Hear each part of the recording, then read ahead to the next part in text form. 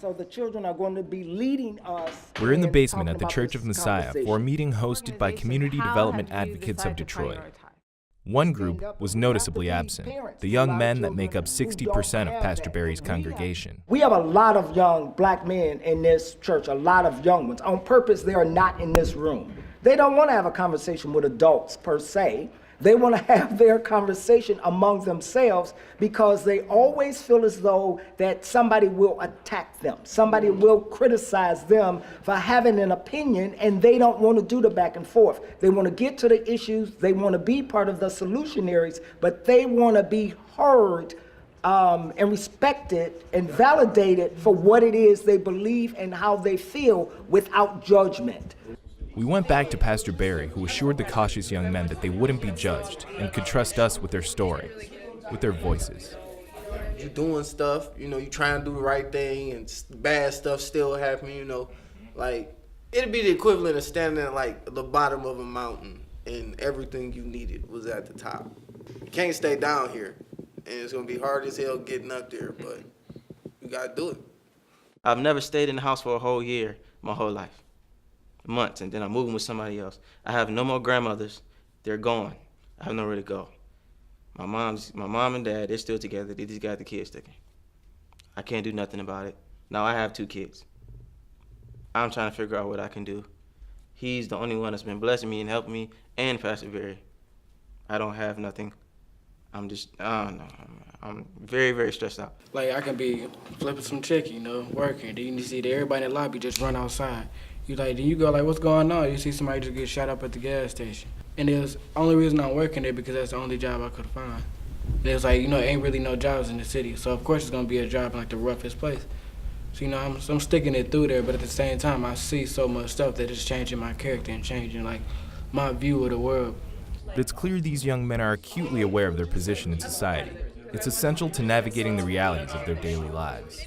Me personally, I don't really speak on what happens in the neighborhood, what happens in politics, school, anything, or religion, because at the end of the day, what does it really have to do with me if y'all still not putting no real food in my mouth, no real job, no money in my pockets? I still got to get out here and strive and slave and do whatever I got to do to make my next dollar, no matter if it's something legal or illegal, and that's sad. The leaders, they're too out of touch. They don't really understand the real issues, and they're not proximate to the problems that people are really dealing with. And a lot of leaders don't want to be.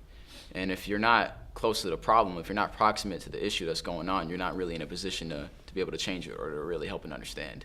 After our talk at the Church of Messiah, we spent a day with 24-year-old Dwight Roston. Today, he's making deliveries for Nikki's Ginger Tea, a company started in the basement of the Church of Messiah.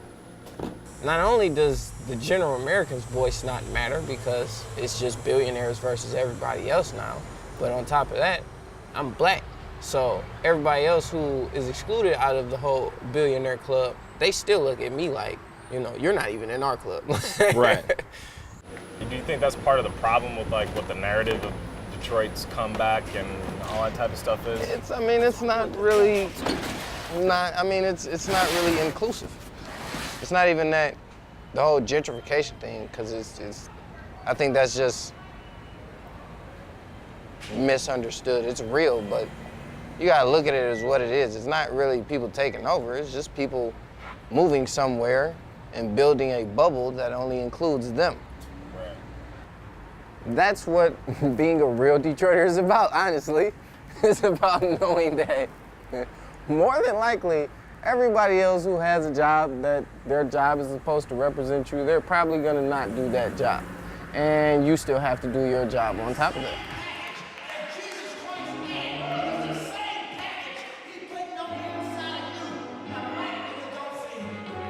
You said you have 3 daughters?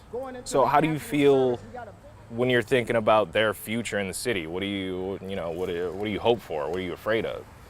I definitely hope that they grow up in a place where opportunity is just abundant,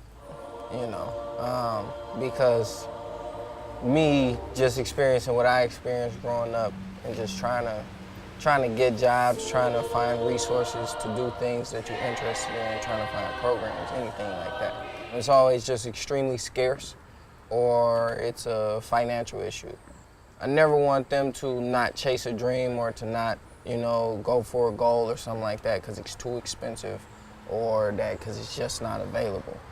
When you have a system set up like the way we have here in the United States that sends kids to school for 12 years for a ridiculous amount of hours trained to become factory workers, they don't learn to value themselves. They don't learn to value what they do. And at that point, they don't learn to value what other people do because those people don't value what they do. This is created because of these lack of resources, because of this lack of incentive to go out there and do things. Kids want to improve their lives. I don't know a single person that doesn't want to actively make something better than what they have. Despite their challenges, they still hold out hope. At what point on this mountain are you now? Metaphorically speaking, there are several mountains, The whole racial mountain, I don't think we'll ever get to the top of that. As far as the mountain for my parenthood thing, I'm pretty much on top of that. And then business and everything else is in between. But it's not necessarily the mountain it's not making it to the top of the mountain. It's the person you become as you're going up the mountain, which is really important because nobody lives on top of a mountain. You still got to come back down sometimes.